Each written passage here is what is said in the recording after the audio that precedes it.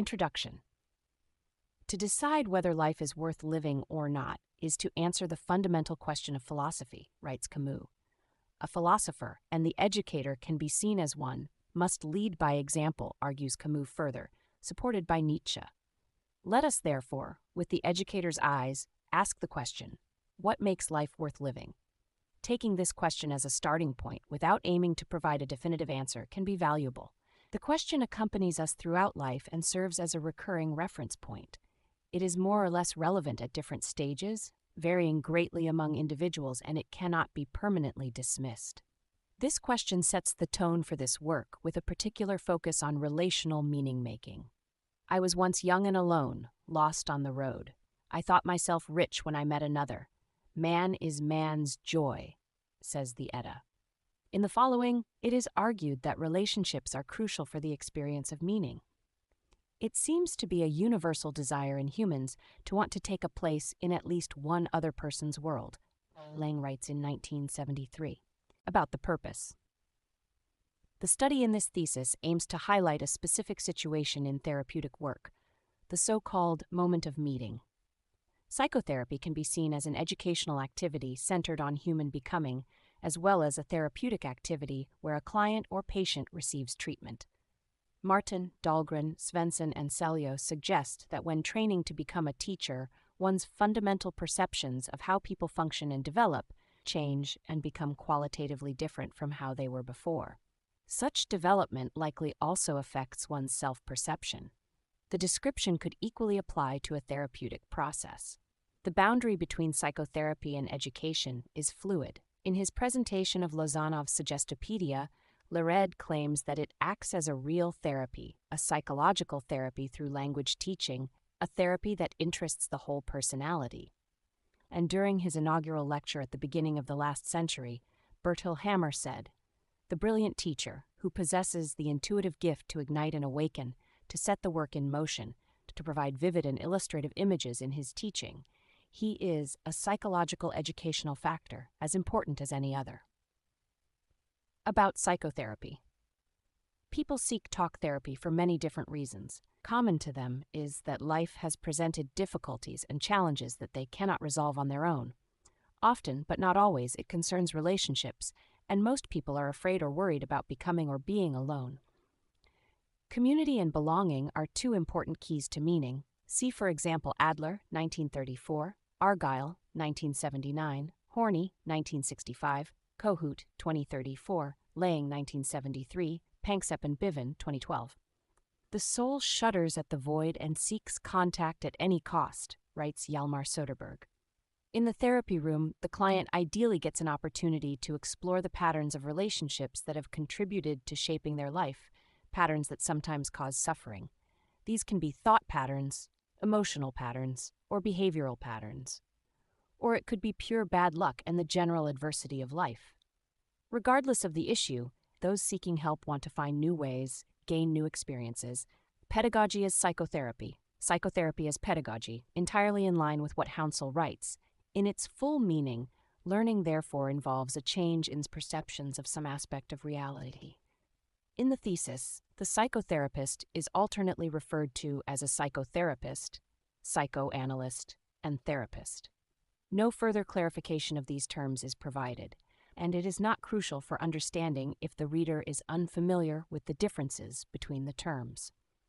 The distinction is also not clear-cut, even though therapist can be considered an umbrella term for the others. Therapist can also refer to a physiotherapist, skin therapist, nail therapist, or dog therapist. Here, psychotherapist is intended when therapist or the therapist is mentioned.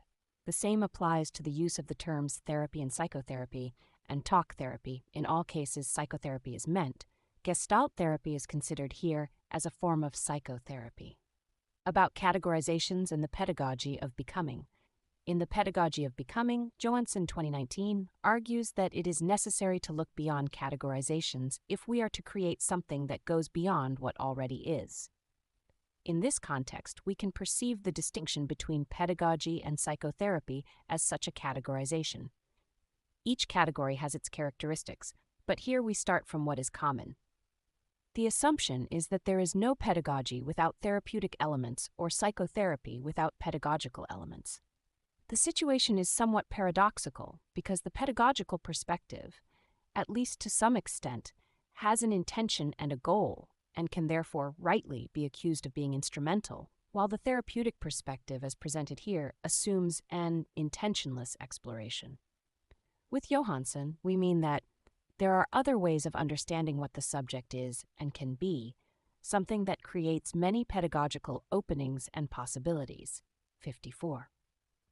The starting point here is that the moment of meeting can be seen as a result of such another way of being and the concrete expression of what she calls the pedagogy of becoming. The psychotherapeutic field is also developing and changing. One of the more significant shifts is represented by Daniel Stern and the Boston Change Process Study Group. The research group shifts attention from psychoanalysis' interest in childhood events to the present moment and the contact between therapist and client, from the psychoanalyst's distanced approach to active participation in the meeting with the client. According to Rusmania 2019, one of the most robust findings in psychotherapy research over the past decades is that the quality of the therapeutic relationship largely predicts whether psychotherapy will succeed or fail. About Gestalt therapy. Since its inception, Gestalt therapy has been based on relational co-creation. The Boston Change Process Study Group notes that Gestalt therapists have advocated a shift in therapeutic interests since the 1950s, focusing more on the here and now relationship between the therapist and the client. Pearls, Goodman and Hefferling, 1958, write, "In any biological or socio-psychological investigation, the concrete subject is always an organism-environment field. No function of any living being can be defined except as a function in such a field. It is therefore reasonable to assume that the practice of Gestalt therapy is well suited to investigate the more general question of what is effective in psychotherapy." About the therapist's contribution. If the quality of the therapeutic relationship can predict how successful the therapeutic work will be, what does such a qualitative relationship look like? What characterizes a therapist who creates conditions for good quality contact between the therapist and the client? One way to investigate this question is to turn to the clients, those expected to benefit from the therapy, and ask them what they perceive as valuable qualities in a therapist. This question is broad and general. Presumably, qualities such as reliability and a good memory, keeping appointments, and remembering what has been said are important. But these general qualities are not primarily what is meant here. In the following, we focus specifically on the relationship between the client and the therapist, as perceived by the client. Specifically, we are interested in the moment of meeting. About the text's disposition, it may be worth mentioning something about the text's disposition. In the following, the question introduced above is first deepened and developed. Then theories are presented that help us understand the question, followed by sections on method, results, and discussion. The headings follow usual rules and norms, but the content deviates from these at times. The reason for this is that there is an ambition to write the purpose into a more heterogeneous theoretical context. Clarity can either be achieved by shining brightly, like a laser beam from a specific direction, or by shining with more diffuse light from several directions. This eclectic lighting hopefully contributes to a broader understanding of the phenomena studied here. But it has meant that the structure of the thesis has traits of what Bachman, 1998, calls comparative disposition. The same questions recur continuously throughout the text, making the disposition conveyed by the table of contents seemingly chronological. Hopefully the reader is tolerant of this and realizes the potential gain from this approach. Purpose and questions. In the following, the specified problem and research question will be presented. Before that, a recapitulation is made so that the research question is more clearly written into a philosophical, psychotherapeutic, and pedagogical context. This is done against the background of the overarching idea of human becoming as understood by Fromm, 1973. The overall purpose of the study presented in this thesis is to investigate what is the difference that makes a difference in the psychotherapeutic meeting. Initially, the question was posed, what makes life worth living? Our starting point is that relationships with other people are a key to a meaningful life. There is nothing that makes us feel so content and relaxed as when we interact with people we love and trust, Panksepp and Biven. It can be tempting to ask what it is in a relationship that makes it meaningful. We could be interested in whether there are any qualities that can be described and that define what one wants to get from a relationship. These kinds of questions reveal an instrumental view of the relationship, as if a relationship is something we use to gain or achieve meaning. In contrast to this instrumental view, this work presents a perspective where the relationship is both a means and an end for meaning-making. The relationship is the meaning. Fromm, 1973, writes, "The physiologically conditioned needs are not the only part of human nature that makes non-negotiable demands. There is something else equally compelling, not rooted in bodily processes, but a fundamental trait of human existence in general: the need for connection with the world, the need to avoid loneliness. The feeling of being completely alone and isolated leads to mental disintegration, just as continued starvation leads to death. This connection with others is not the same as direct contact. A person can be physically alone for many years and still feel connected to ideas, values, or at least social structures that give them a sense of community and belonging. Conversely, they can live among people and still be overwhelmed by an intense feeling of isolation that, if it exceeds a certain limit, results in the kind of mental illness represented by schizophrenic disorders.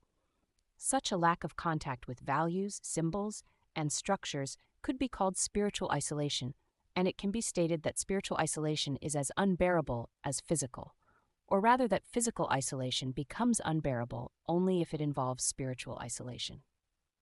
The need for connection with the world that Fromm talks about can be understood as the inner motivation on which the three educational areas of upbringing, teaching, and education rest. Fromm's reasoning further seems related to Stern's moment of meeting. Therefore, it is reasonable to assume that the moment of meeting can be crucial in upbringing, teaching, and education, which, along with Johansson's call to look beyond categorizations, should deepen the research question's pedagogical legitimacy. The psychotherapeutic meeting. The psychotherapeutic meeting can be seen as an isolate, a situation separated from everyday life with the explicit or implicit purpose of providing conditions for a deepened meeting. Either it is a meeting between the therapist and the client, or the therapy aims to enable a deeper meeting for the client with themselves and their surroundings. The psychotherapeutic meeting can therefore be seen as a test situation where the qualities of the meeting can be examined under safe conditions. In psychoanalysis, transference and countertransference are traditionally talked about as important phenomena in the therapeutic process, but the exploratory approach we are interested in here is more playful. One way to describe this shift of interest within the psychotherapeutic sphere can be borrowed from Kohut, 1984, who argues that it is about replacing the traditional analytical form, where one works through and beyond the transference, with a playful exploration where the analyst exposes the client to the exact opposite of what the client expects within the framework of the transference situation. Expectations rooted in the client's traumatic experiences with their parents. Kohut's description hints at the discoveries made by Stern and the Boston Change Process Study Group, where the relationship between the therapist and the client proves to be crucial for the therapy's outcome. Since this work heavily relies on Stern and the Boston Change Process Study Group, it is worthwhile to go directly to the sources. In the following, a series of quotes are presented, sometimes in English and sometimes in Swedish. Stern describes the therapeutic process as a process that is unpredictable, loosely defined, dynamic, and co-created, a perfect environment for the emergence of new forms. Stern particularly draws our attention to something that happens less often, is more of a sensation, and is more noticeable. He argues that these relational actions can pave the way for the emergence of a particular present moment, the now moment. These are moments that threaten and challenge the relationship and the intersubjective field. The resolution, Stern argues, occurs in another particular present moment called the moment of meeting.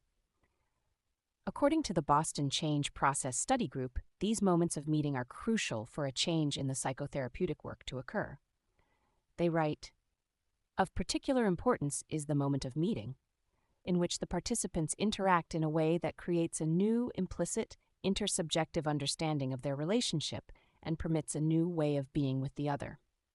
Stern, 1985, complements intersubjectivity with interaffectivity to point out the affective attunement that seems to be a prerequisite for feeling seen. It is a matter of something that generally happens unconsciously and almost automatically. These are moments of intersubjective contact that constitute a pivotal part of the change process. Stern describes the moment of meeting as follows. It is a moment that implicitly reorganizes the intersubjective field so that it becomes more coherent, and both parties feel that the relationship expands, allowing them to implicitly or explicitly explore new areas together. The moment of meeting does not need to be verbalized to bring about change. A now moment followed by a moment of meeting is the core event that can dramatically change a relationship or the course of therapy. Dowling, 2011, notes that the authors assume that implicit nonverbal communication is the ongoing foundation of all relationships throughout life, and states that it remains unconscious, not through repression, but because that is its mode of organization. This implicit nonverbal communication thus forms the foundation of successful psychotherapy. To reconnect to pedagogy, we can recall how Aspelin, 2013, describes relational pedagogy as a genuine and personal meeting, an event that is unpredictable, unplanned, and perhaps not even noticeable. The specified problem. After noting the risk of instrumentalism, and if we state that the motor and the dynamics that drive therapy forward arise through the self-organizing principles that regulate the meeting between the psychotherapist and the client, when we see them as a system, as a dyad, we should be able to find questions that aim to investigate what the therapist contributes to a moment of meeting taking place. The reason these questions should be valuable is simply that if there is no answer to these questions, it is difficult to train therapists. Since education is a central concept in pedagogy, such questions should have pedagogical value. The therapeutic tension field. Learning how to harness this power in order to promote profound moments of meeting, enhancing the patient's ability to tolerate intimacy and closeness, is one of the most important skills for the effective therapist to master, writes Della Selva, 2017. Ghent, 2002, notes that the situation most pregnant with the possibility for change is a system poised on the edge of chaos. A good therapist should therefore be able to move within a tension field between intimacy and chaos. And the research question. We have noted that a change in the shared, implicit, nonverbal understanding of the therapeutic relationship seems crucial for successful psychotherapy. Furthermore, we have noted that this understanding largely arises through unconscious processes, where chaos is both a threat and an opportunity. But since moments of meeting are particularly memorable events and occur at least a few times during therapy, we should be able to ask the question, what does the client experience that the therapist has conveyed, which may have been crucial for the client for a moment of meeting to have taken place? Theory. In this section, the concept of the self is examined and problematized. Then a dialectical perspective on the meeting between people is argued for. Furthermore, it is proposed that the concept of shame can be understood as an emotion that regulates the distance in contact between people.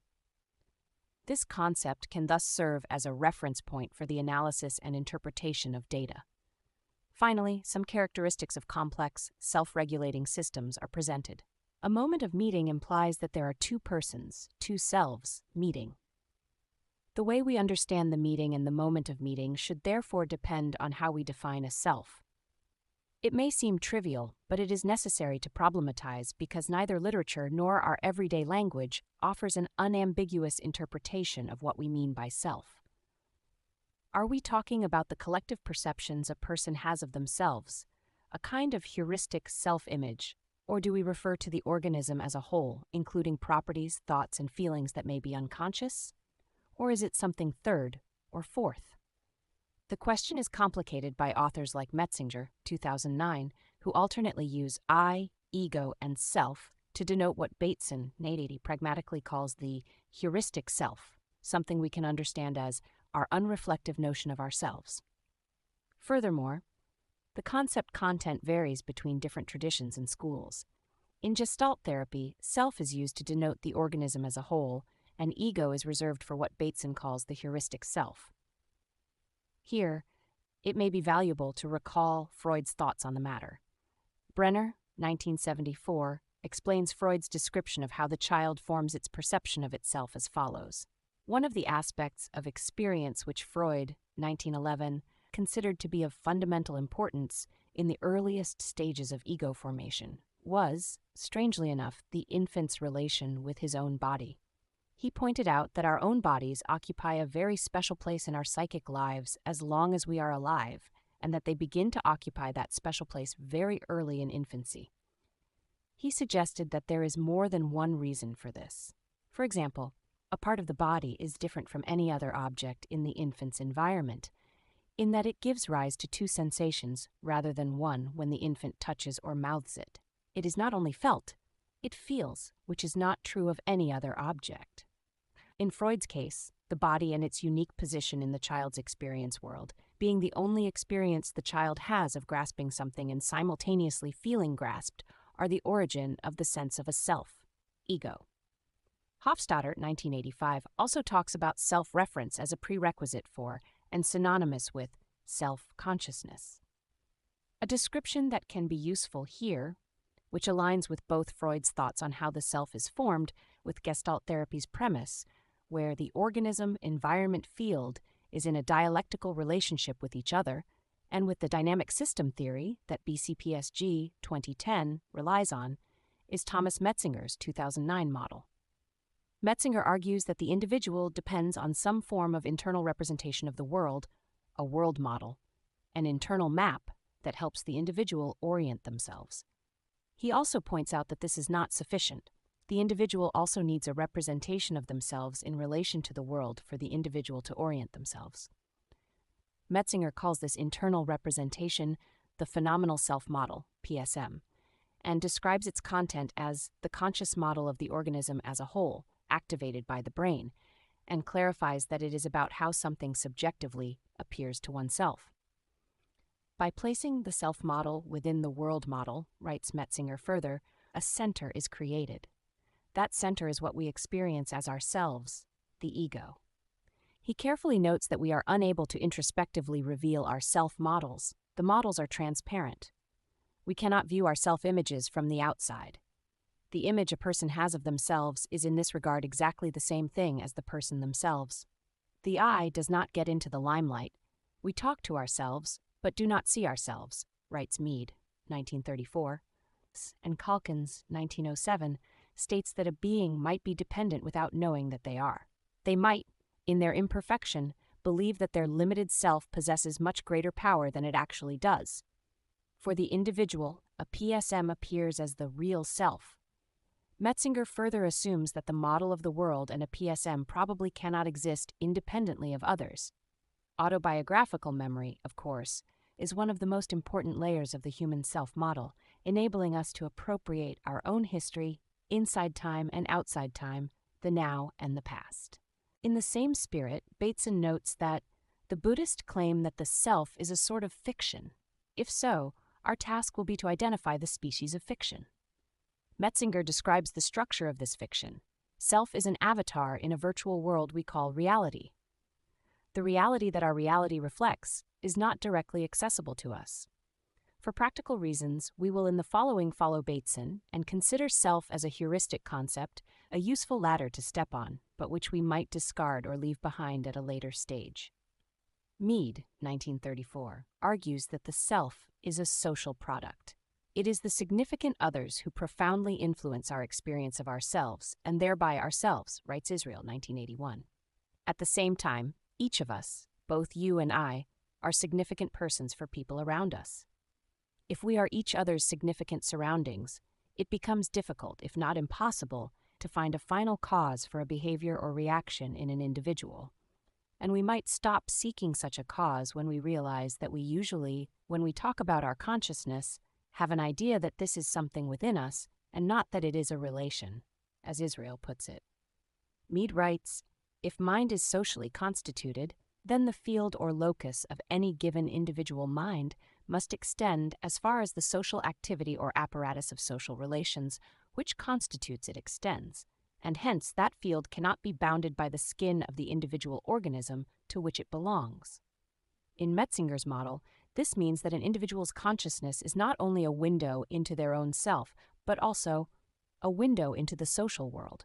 It is a two-way window. It elevates to the level of global availability the unconscious and automatic processes that organisms constantly use to represent one another's behavior. Even the enormous development in the neurosciences supports the crucial importance of the relationship. Siegel, 2012, points out that interaction with the environment, especially relationships with other people, directly shapes the development of the brain's structure and function. There is therefore no reason to set the brain, consciousness, nature, and culture against each other. It undermines understanding and does not help us think clearly, Siegel argues. In summary, we can thus conclude that self can be seen as synonymous with the self-representation Metzinger calls PSM, and that this internal representation is characterized by being transparent, invisible to the individual, and socially constructed. In extension, this means that two people who meet actually meet each other's self-representations, which at any given moment depend on the other's appearance. Bjork and Ohlins, 2009, talk about awareness of upbringing and that this could be defined so that the self on the one hand acknowledges the other's unattainable otherness, but sees itself simultaneously as an other for the other. The self then constitutes the other's otherness. Johansson, 2019, talks about loosened subjects, and it can be tempting but somewhat misleading to talk about intersubjectivity here. Intersubjectivity does not sufficiently express how entangled these selves are in each other. The situation is rather dialectical than intersubjective. The two persons are each other's conditions. We can call this an intersubjective dialectic. The Boston Change Process Study Group uses dynamic system theory, DST, to handle this dialectic and uses the concept of emergence to describe the phenomena that emerge when two people meet, viewing them as a dyad, as a system. The now moment is seen as an emergent property of the complex dynamic system made up of two people moving along in the therapeutic process, writes Stern et al. A prominent contemporary Gestalt therapist, Margherita Spagnuolo-Lob, who runs the Istituto di Gestalt HCC in Italy, describes it as follows. A consequence of this perspective is that the therapist sees the change in psychotherapy as a unitary change of both the client and themselves.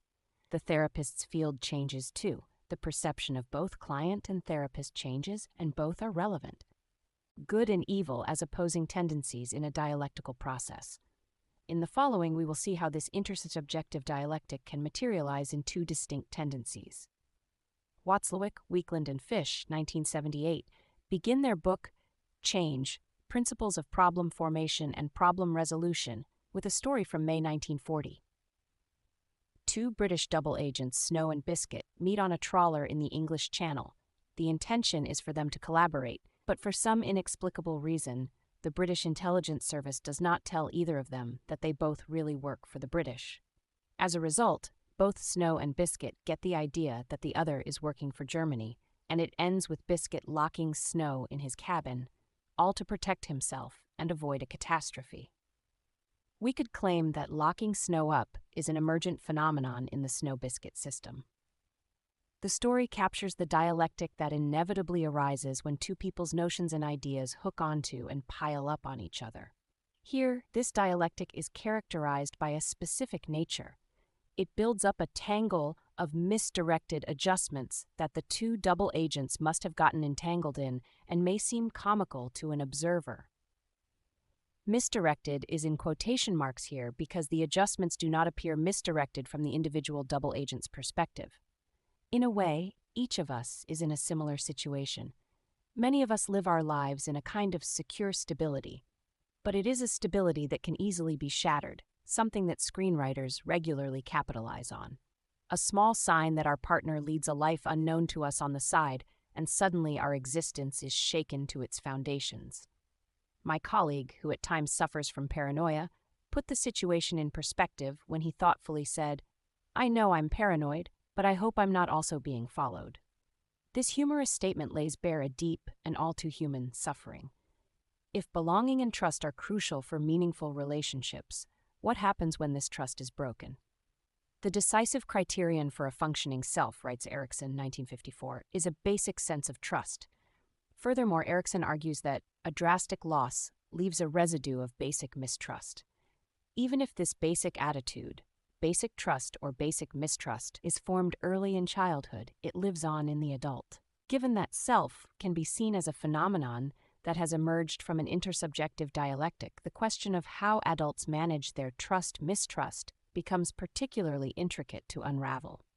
It is not hard to imagine a situation developing when two people meet, where both parties' perceptions of the world are marked by basic mistrust. It is not the actual intention of one that guides the development's direction, but the fact that they ward off the other's expected manipulation or even expected attack.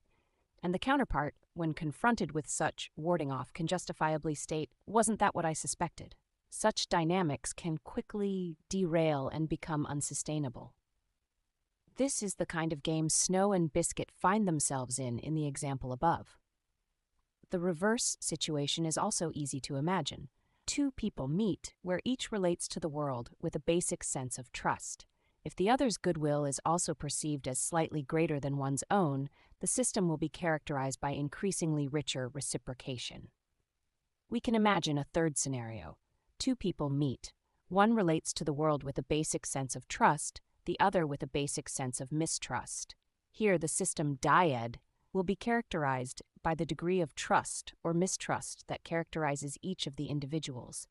If the mistrust of one is milder, we can imagine that the other's trust and goodwill can conquer the mistrust and perhaps even win over the mistrustful person. If the mistrust is severe in one of them, hardly any goodwill in the world can win over the mistrustful person. Every well-meaning effort will be interpreted as a false manipulation by the other. We recognize this primarily as the paranoid stance. It has been said somewhat humorously that every fight starts with someone hitting back.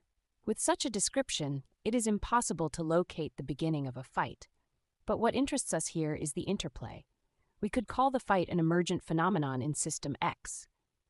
But such an abstract description goes against our intuition and is difficult, if not impossible, for legislation to handle. We usually want someone to be found guilty, for responsibility to be demanded, and for the guilty party to be punished. This guilt is personal. It is tied to someone with a specific social security number, the individual who is to be punished. The desire to punish is closely linked to the notion that someone has done wrong. The function of punishment is to at least symbolically restore order. Punishment also seems to have a function as a sort of ritual revenge, as if through execution one wanted to say, "You have wronged us, so now we wrong you." When we talk about evil, we usually do so in contexts where someone has intended to cause harm. Conversely, we talk about goodness when someone means well. But this dichotomy becomes difficult to justify as soon as we describe the resulting phenomena, whether we call them good or evil, as emergent phenomena in an intersubjective dialectic. Then the concepts of good and evil appear instead as a description of where a system is heading. Given our starting point that a self can be perceived as formed through such an intersubjective dialectic, we must reserve the terms good and evil to describe two opposing tendencies in such a dialectical process. The good, the evil, and shame, goddamn your eyes, Erikson. And Eliade interpreted in turn the mother's reaction as the mother must now feel disgust towards her own child, so that in that moment, when they stood so, completely locked, frozen in front of each other, a chain reaction of misunderstandings arose between the two, and they became clouded before each other. And this, which had only been a powerless gesture from the mother's side, came to trigger the silence that over the years dragged them away, deeper and deeper. This is a quote from Kandre, 2001. We have seen how a basic sense of trust versus mistrust can regulate how the interplay between people develops. Segala, 2018, addresses two similar concepts, safety and unsafety. He talks, analogously to the discussion on the dialectic between good and evil above, about a dialectic tension between the intersubjective experience of safety and the intersubjective experience of unsafety or danger, and clarifies. To clarify, the intersubjective experience of the safety-danger dialectic is the subjective emotional, cognitive, sensorial, and transferential experience of both participants, analyst and analysand, produced in reciprocal mutual influence. Segala further argues that there must be sufficient real safety, for the dialectic of safety-danger to meaningfully advance the psychoanalytic work. This real safety is an experiential freedom from anxiousness about possible bad outcomes, shaming, guilting, criticism, intrusion, conflict, etc. It is probably no coincidence that shame is the first thing Segala mentions in this enumeration. In the following, it is argued that shame is the emotion that regulates the distance in contact between people. When Aliade, in the quote from Condré's novel above, perceives that the mother must feel disgust towards her, she is precisely in such a situation where shame is born and kept alive. Nathanson, 1994, suggests that, like the psychoanalyst Leon Wurmser, we talk about shame as a family or group of emotions. These are uncomfortable feelings, ranging from the mildest twinge of embarrassment to the searing pain of mortification. It is often about something being revealed that we would rather have kept to ourselves. For shame, there is no system for restitution, as there is for guilt. If found guilty, we can take our punishment and pay our debt. This does not apply to shame. Shame is ashamed of itself. At the same time, shame is the hidden power behind much of what occupies us in our everyday lives. Despite this, it has long been ignored by many therapeutic schools. Pearls, 1969, describes how Freud was bothered by shyness in front of his clients and arranged the analysis situation so that he would not have to meet the analysand's gaze. Nathanson, Ibid, argues that therapists who have never been trained or treated in the area of shame can neither recognize nor treat the shame of another, that the emotion regulating the distance in contact between people has been so neglected, even within the psychotherapeutic field, is remarkable. Especially so when it seems increasingly clear that what actually makes a difference in therapeutic work is the quality of contact between therapist and client, that the ability to remain in intimacy and closeness is the key. Given the reasoning above, shame can thus be assumed to be an emotion that hinders moments of meeting, at least if it is not given space in the psychotherapeutic room. Creativity and the creative ability that Winnicott, 1989, considers a fundamental trait of humans and something that colors our entire attitude towards external reality, is hampered by shame because creativity, per definition, means that the individual risks exposing previously unknown sides of themselves. The opposite, Winnicott continues, is a relationship to external reality characterized by compliance, where the world and its components are seen as something to be adapted to. Since Winnicott assumes that creativity, more than anything else, makes the individual feel that life is worth living, and since shame, according to the reasoning above, hampers creativity, we can assume that something crucial for therapy's success is how the therapist handles shame. This assumption will function as a possible background for interpreting the data obtained. In some contexts, it is not possible to distinguish between being wrong and being wrong. The reason for this is that the PSM a person forms is largely a social construction, and that there is no possibility for the individual to distinguish between themselves, their self-image, and others' image of them. This warrants what Hofstadter calls hierarchical tangles, something that is a prerequisite for a double bind. If a double bind situation arises and is internalized, it should reasonably mean that the PSM formed is characterized by paradoxes. Bateson, 1972, assumes that there will be a breakdown in any individual's ability to discriminate between logical types whenever a double-bind situation occurs, if the self-image ego function is defined as the process of discriminating communicational modes either within the self or between the self and others, and this discrimination breaks down, the self-image PSM risks becoming self-contradictory. Such a situation should be able to lead to other conditions than the split that Bateson believes causes schizophrenia. One can also imagine that the individual's PSM threatens to collapse psychosis, or that the self-image PSM is labeled as non-functional or faulty. A PSM with this structure could be thought of as a precondition for shame. The subtitle of this work, What is the Difference That Makes a Difference?, is borrowed from Bateson, 1980, but also alludes to Watzlawick, Weakland, and Fish's 1978 ideas about second-order change.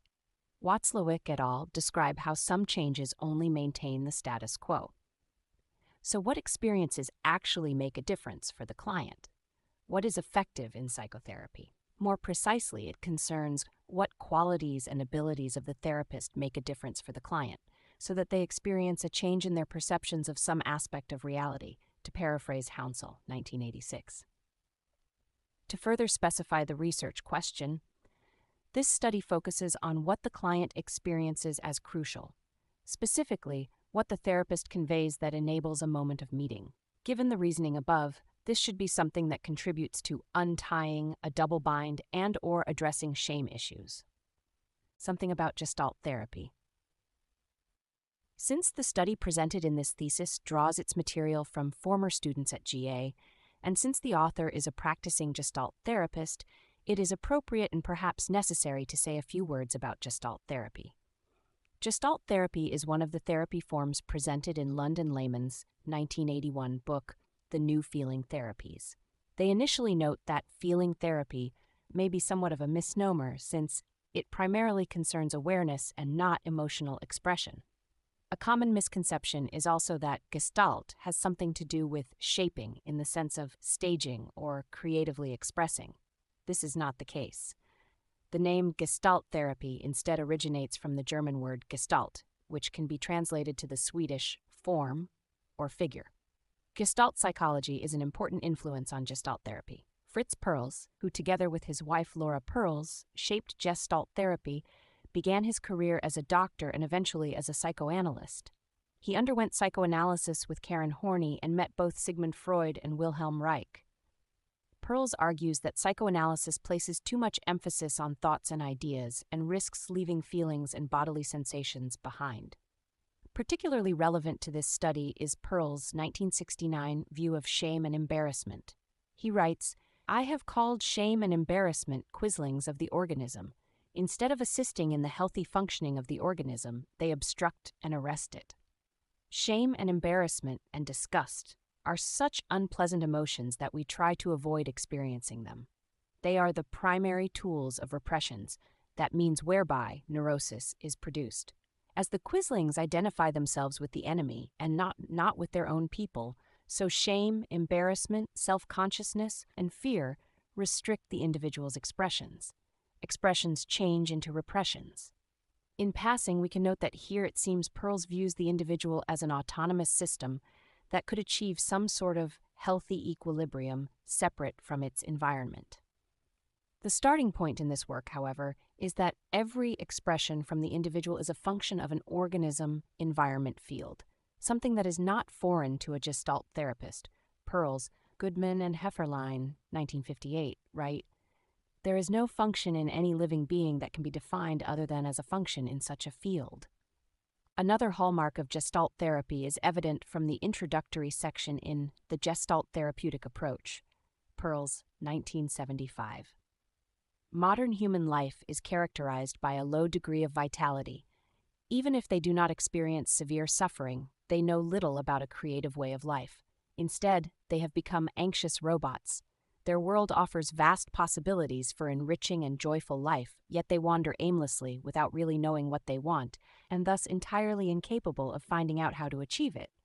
They do not approach life's adventures with either excitement or eagerness. The language today appears somewhat pompous and pretentious, but clearly indicates Gestalt therapy's emancipatory ambition. The ideological basis for such an ambition is existentialism. In the foreword to Gestalt Therapy, An Introduction to the Basic Concepts, Hostrup 2002, Bjorn Rangsjö writes that Gestalt therapy has touchpoints with several other therapy forms. Its developmental psychology has connections to psychodynamic therapy. The interest in expression and action experiments is shared with cognitive psychotherapy. The incorporation of bodily aspects bridges to body therapy methods, and the existential fundamental perspective links Gestalt to existential psychotherapy. Gestalt therapy seems unique in its unwavering focus on the meeting and the exploration of its character and obstacles. There is, of course, much more to say about Gestalt therapy, but the above presentation should be enough to justify the exclusive use of former Gestalt students to investigate what enables a moment of meeting. Hopefully, this presentation also gives the reader a sense of what Gestalt therapy is like